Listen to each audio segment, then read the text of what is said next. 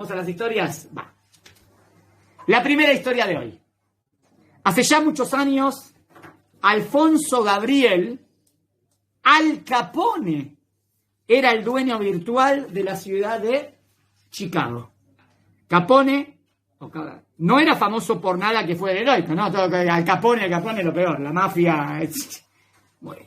Su notoriedad se cimentaba más bien por sembrar la incertidumbre general en la ciudad de los vientos y en todo lo relacionado con piratería, extorsión, producción ilegal, contrabando de alcohol, prostitución y asesinato. Peor, imposible. Capone tenía un abogado a quien apodaban Easy Eddie, y era el abogado de Capone, de Al Capone.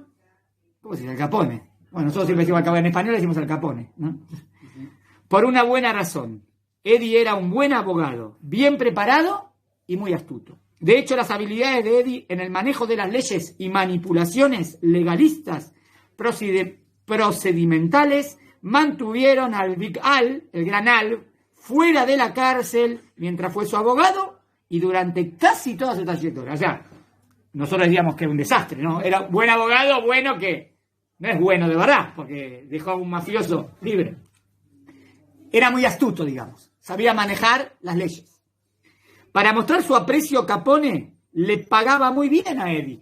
No solo con abultados cheques, sino que Eddie gozaba de comisiones y de beneficios especiales. Por ejemplo, él y su familia ocupaban una mansión cercada con muralla en todo su perímetro. Contaba con un tren de sirvientes de todo tipo y tenía todas las comodidades más modernas de su época. La mansión era tan grande que ocupaba toda una manzana de la zona residencial más prestigiosa de la ciudad de Chicago.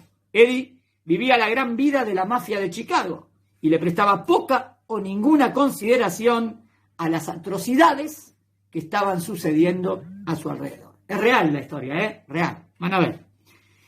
A mí me impactó, van a ver. Pero Eddie tenía una gran debilidad. ¿Cuál era el talón de Aquiles de Eddie? Eddie tenía un hijo al que amaba entrañablemente. Así que Eddie estaba siempre muy pendiente de que no le faltara nada a su joven hijo. Ropas, automóviles, lujos, una buena educación en prestigiosos colegios. Nada era suficientemente bueno para el hijo de Eddie. El dinero no era obstáculo. Sin embargo, a pesar de su relación con el crimen organizado, Eddie hizo esfuerzos en enseñarle a su hijo la diferencia entre el bien y el mal. Era muy difícil, ¿no? Porque él estaba apoyando a un mafioso. Pero él era todo por plata. Y él quería que su hijo le salga bien. Entonces quería que marcar la diferencia entre el bien y el mal. Simplemente Eddie deseaba que su hijo fuera un mejor hombre que él. Desafortunadamente, con toda su fortuna e influencia, había dos cosas que Eddie no le podía dar a su hijo. Ni un buen hombre, ni un buen nombre, porque él tenía mal nombre, porque era el abogado del Al Capone, ni un buen ejemplo. Entonces mire lo que decía. Eso lo impulsó a encontrarse en una encrucijada en su vida. Y así un día, Easy Eddie se enfrentó con una terrible decisión. Easy Eddie deseaba rectificar todo el mal que había hecho. Con absoluta determinación, Easy Eddie decidió que cooperaría con las autoridades y decir toda la verdad sobre la organización de Al Capone, tratando así de limpiar su nombre manchado y ofrecerle a su hijo alguna semblanza de lo que significaba la integridad. Miren, se jugó, ¿no? Lo denunció completamente porque quería que su hijo se lleve un buen ejemplo. Pero iba a perder todo con eso, ¿no? Miren cómo termina. Para hacer esto, Eddie tendría que ser testigo ante los tribunales en contra de la mafia. Y él sabía perfectamente el costo que ello conllevaría. Así que Eddie testificó. Al paso de un año, la vida de Eddie terminó con una ráfaga de disparos y ametralladoras en una solitaria calle de Chicago. Lo mataron. Al Capone lo mandó a matar. Pero ante sus ojos, como ya lo había comentado ante amigos, él le había dado a su hijo el regalo más grande que le podía ofrecer. Estaba dispuesto a pagar el más alto precio, lo cual en efecto sucedió. La policía removió el cuerpo de Eddie y en su bolsillo se encontraron, entre otras cosas, un poema impreso, tomado de una revista, pegado con un clip. A ver qué dice el poema. El poema decía así: al reloj de la vida se le da cuerda solo una vez. Y a ningún hombre le está dado saber cuándo los manillas habrán de detenerse en cualquier temprana o dilatada hora. El ahora es el único tiempo que te pertenece. Vive, ama, lucha con un propósito. No confíes tu fe al tiempo, pues el reloj puede detenerse. Está bien, ¿no? Un poema musarí, digamos, ¿no? En hebreo. Tiene musar, tiene diciendo, nunca sabes cuándo te vas a morir, sé una persona buena, es lo que decidió él, ¿no? Él decidió terminar con un buen nombre. Podríamos decir nosotros, hizo teshuvá, ¿no? Y ahí fallece. Pero se fue limpio al mundo, al cielo. Bien. ¿Entendió la primera historia? Un buen hombre, ¿no? Segunda historia. La Segunda Guerra Mundial produjo muchos héroes. Uno de ellos fue el Lieutenant Commander, capitán de fragata Bach O'Hare, o como se lee, está bien. O'Hara, no sé, ¿cómo se pronuncia? Era un piloto de caza, entre los más expertos asignado al portaaviones Lexington, nave madre de la flota del Pacífico Sur de los Estados Unidos.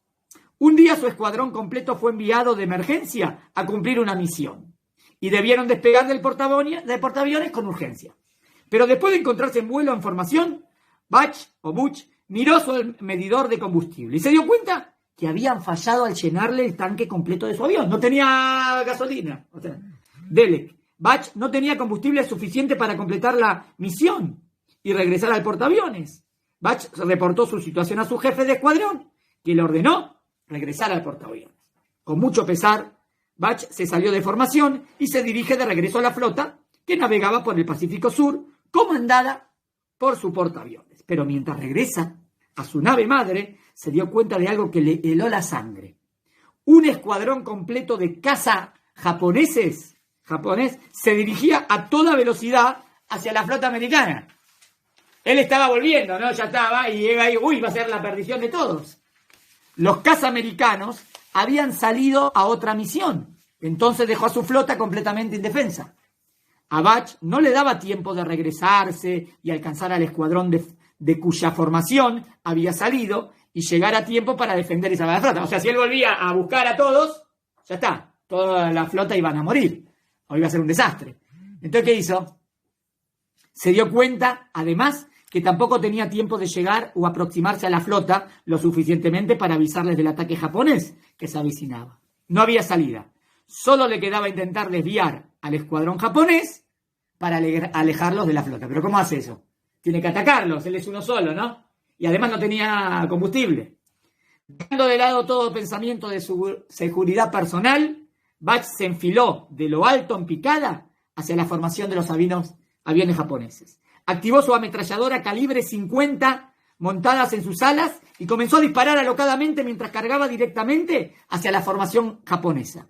Así logró derribar a un primer enemigo sorprendido, y otro más, y otro más.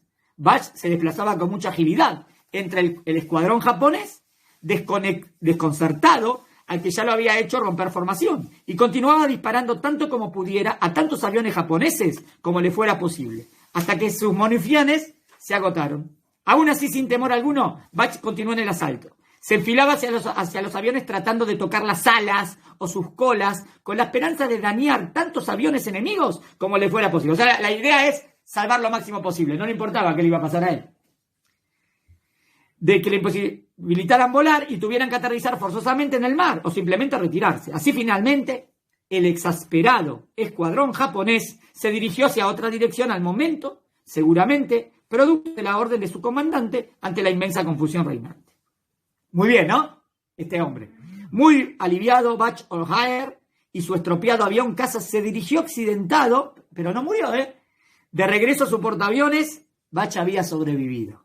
Al aterrizar, reportó lo sucedido y relató los eventos que había tenido que enfrentar a su regreso después de haber salido de su formación. Las películas montadas en las ametralladoras corroboraron sus historias, como que se filmaban las cosas. Demostraron a qué extremo Butch llevó su coraje para proteger a su flota. Butch había, de hecho, derribado 5 aviones enemigos y otros tantos no derribados habían aterrizado forzosamente en el mar. Estas películas son todavía famosas. Todo esto sucedió el 20 de febrero del año 1942. Y por esta acción Bach llegó a ser el primer as naval de la Segunda Guerra Mundial y el primer piloto naval en concedérsele la Medalla de Honor del Congreso de los Estados Unidos. Un año más tarde, Bach pereció en combate aéreo a la edad de 29 años. Su ciudad natal, de Chicago, no permitía que la memoria de este héroe de la Segunda Guerra Mundial se desvaneciera. Y así es como hoy el aeropuerto O'Hare, no sé si lo estoy pronunciando bien, ¿cómo se pronuncia? Sí, bueno, O'Hare, de Chicago, se llama precisamente así en tributo y honor a este grande joven héroe norteamericano. O sea, ¿entendieron lo que hicimos, no? Leímos dos historias buenas de personajes que hicieron cosas importantes. De manera que la próxima vez que te encuentres en el O'Hare International, dedícale un momento a meditar sobre el heroísmo representado en ese nombre dado al aeropuerto. Y tómate un tiempo para visitar el monumento memorial con la estatua de Bach O'Hare y su medalla de honor del Congreso, que se encuentran entre las terminales 1 y 2. Y aquí viene lo más lindo. Ah, pero ¿qué tienen que ver estas dos historias entre sí? ¿Cómo se relaciona la una con la otra? Bach O'Hare es el hijo de Easy Eddie, el abogado de Al Capone. ¡Wow! ¿No? El final es... muy lindo, dos historias. No estaban desconectadas. ¿Se acuerdan que hizo el abogado? Quiso darle un ejemplo a su hijo. ¿Y cómo sería su hijo?